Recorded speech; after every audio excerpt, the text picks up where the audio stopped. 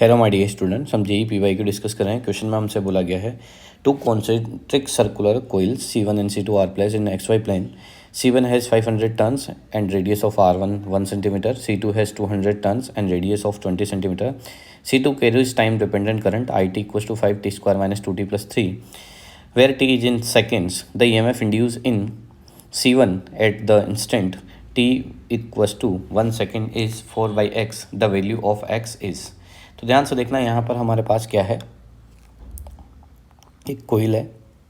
ठीक है, ये जो कोइल है इसमें कितने टर्न्स है? C1 टर्न्स है. एक और हमारे पास कोइल है. ठीक है, इसमें जो हमारे पास टर्न्स है वो कितने हैं? C2 टर्न्स है. ठीक है, यहाँ पर जो है C1 उसमें कितने टर्न्स है? 500 टर्न्स है. और एक और है इसमें हमारे पास कितने टर्न्स है? यहाँ पर इसमें जो है 500 टर्न्स है और C1 में जो है वो हमारे पास 500 टर्न्स है और C2 जो है वो हमारे पास 200 टर्न्स है. मतलब जो है C2 मतलब बोल दिया मैंने N2 में 500 है, C1 मतलब बोल दिया N1 कितना है? 500 है. ओके, N1 500 और N2 200 है. Okay, clear? चलो देखो इधर आगे हम बात कर लेते हैं यहाँ पे कि जो रेडियस है, ठीक है, C1 की वो कितनी है? 20 सेंटीमीटर और ये जो है छोटी वाली वो 1 सेंटीमीटर है. यहाँ पर टाइम डिपेंडेंट करंट दी रखी है T2 इक्वल्स टू, जो कि क्या है? ठीक है, इसको मैं प्राइमरी बोल देता हूँ. प्राइमरी करंट जो है C1 में वो प्राइमरी करंट है. ठीक है, और जो प्राइमरी करंट है वो उसकी वैल्यू कितनी है बेटा? 5t square minus 2t plus 3. ये हमारे पास प्राइमरी करंट है. ओके, अब ध्यान से देखना, हमें फ्लक्स निकालना है, द इंड्यूस EMF निकालना है at the instant t equals to 1. ठीक है, C1 में निकालना है हमें इंड्यूस EMF. ठीक है, तो C1 निकालना है. तो यहाँ पर देखो, इसको C1 बोल देते हैं, इसको हम बोल देते हैं C2. ओके, C1 में हमें इंड्यूस EMF निकालना है.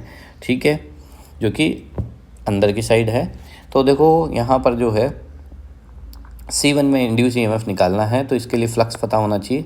ठीक है, जो फ्लक्स जो पता कर रहा हूँ, ठीक है, C1 में, इसको मैं प्राइमरी कोइल बोला है, इसको मैं बोल देता हूँ सेकेंडरी कोइल. ठीक है, तो C1 को सेकेंडरी कोइल बोल रखा था. NS equals to NS into 5S लेंगे जितने टोटल नंबर ऑफ टर्न्स है. और फ्लक्स का फॉर्मूला होता है BA कोस थीटा. क्या फॉर्मूला होता है? BA cos theta. और B जो है वह हम यूज़ करेंगे किसका? B यूज़ करेंगे हम प्राइमरी कोइल का. ठीक है, क्योंकि प्राइमरी कोइल की वजह से मैग्नेटिक फील्ड डेवलप होगा सेकेंडरी कोइल में.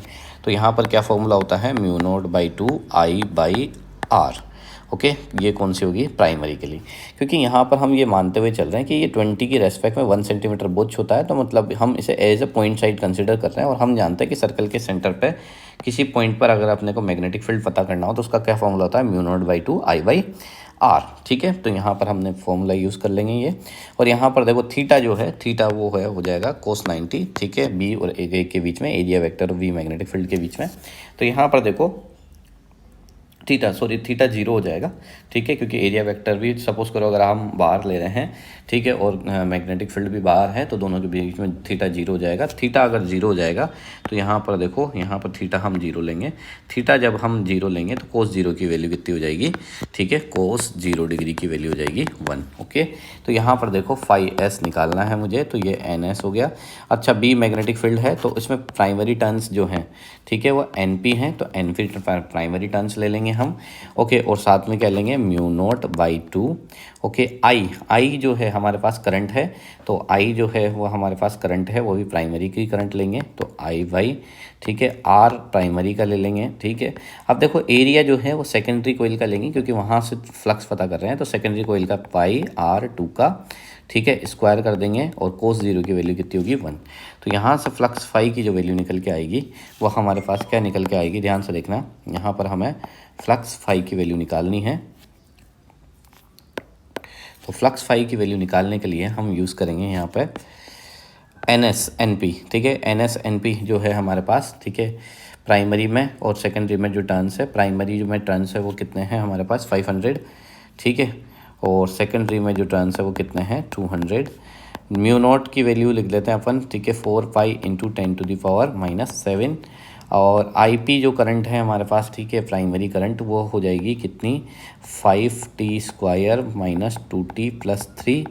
ओके, ये प्राइमरी करंट होगी complete upon 2 into R P की वैल्यू जो है, ठीक है, प्राइमरी की जो है वो 20 सेंटीमीटर को मीटर में चेंज करेंगे तो 10⁻⁻²। यहाँ पाई ऐसा का ऐसा रहेगा, आर टू 1 है तो 1 देखो 1 सेंटीमीटर को मीटर में कन्वर्ट करेंगे 10⁻², और इस यहाँ पर स्क्वायर है तो 10⁻⁴ हो जाएगा। ओके, अब देखो हमें क्या है, इंड्यूस ईएमएफ निकालना है, तो इंड्यूस ईएमएफ का फॉर्मूला होता है हमारे पास d∅/dt।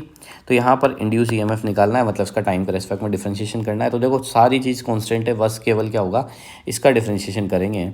तो यहाँ पहले इसको थोड़ा सा सिंप्लीफाई करके लिख लेते हैं 10, और यहाँ पर कितना हो जाएगा 10⁵ हो जाएगा ये सबको, है ना। ये हो जाएगा 4 pi into 10⁻⁷ into pi into 10⁻⁴ ये हमारे पास हो चुका है। और यहाँ पर हो चुका है 2 इंटू 20 इंटू 10⁻²। यहाँ पर देखो इसका डिफरेंशिएशन करेंगे तो 5t² का कितना हो जाएगा 2t। ओके, और माइनस 2 का टी के रेस्पेक्ट में 1, कॉन्स्टेंट का 0। तो यहाँ पर हम जब बात कर रहे हैं ई की वैल्यू, तो देखो ये पाई और पाई स्क्वायर जो होता है, ठीक है, ये पता होना चाहिए आपको कि पाई स्क्वायर अप्रोक्सीमेटली किसके इक्वल होता है, 10 के इक्वल होता है। तो यहाँ पर देखो 2 से 4 2 टाइम्स कैंसिल आउट हो जाएगा। पाई स्क्वायर है, पाई स्क्वायर 10 के इक्वल हो जाएगा, तो यहाँ पर 10⁻⁶ हो जाएगा। यहाँ पर 7 और यहाँ पर 4 जो है वो 10⁻11 हो जाएगा यहाँ पर। ओके, यहाँ पर कितना हो जाएगा 11 हो जाएगा। ये हो चुका हमारे पास 2 इंटू यहाँ पर हो जाएगा 10 देखो 1 0 से यहाँ पर 10 कितना हो जाएगा, यहाँ पर हो जाएगा हमारे पास, ठीक है, -1। ये भी हम क्या कर देते हैं, ऊपर ट्रांसफ़र कर देते हैं।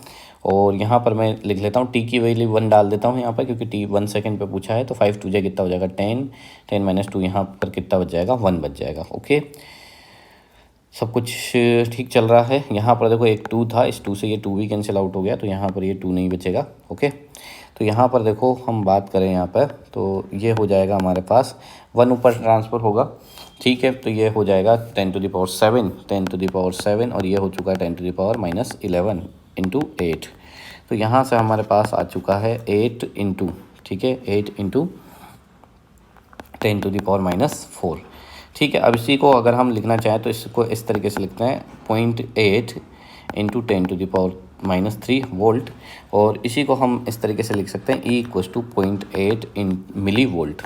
अब ध्यान से देखना यहाँ पर ये जो 10 मिली वोल्ट है, इसकी वैल्यू जो इंड्यूस ईएमएफ है वो कितनी दे रखी है 4/x। तो 4/x = कितना गिवन है 0.8 दे रखा है अपने को। तो यहाँ से x की वैल्यू निकालनी है तो 4/0.8 आ जाएगा, पॉइंट रिमूव करेंगे तो 40। तो यहाँ से x की वैल्यू क्या निकल के आई हमारे पास 5। तो यहाँ पर जो x की वैल्यू क्या होगी 5। आई होप आपको क्वेश्चन समझ में आया होगा। ठीक है, इसमें बस कैलकुलेशन थी और कुछ था नहीं। ठीक है, तो आप देखिएगा। ठीक है, थैंक यू।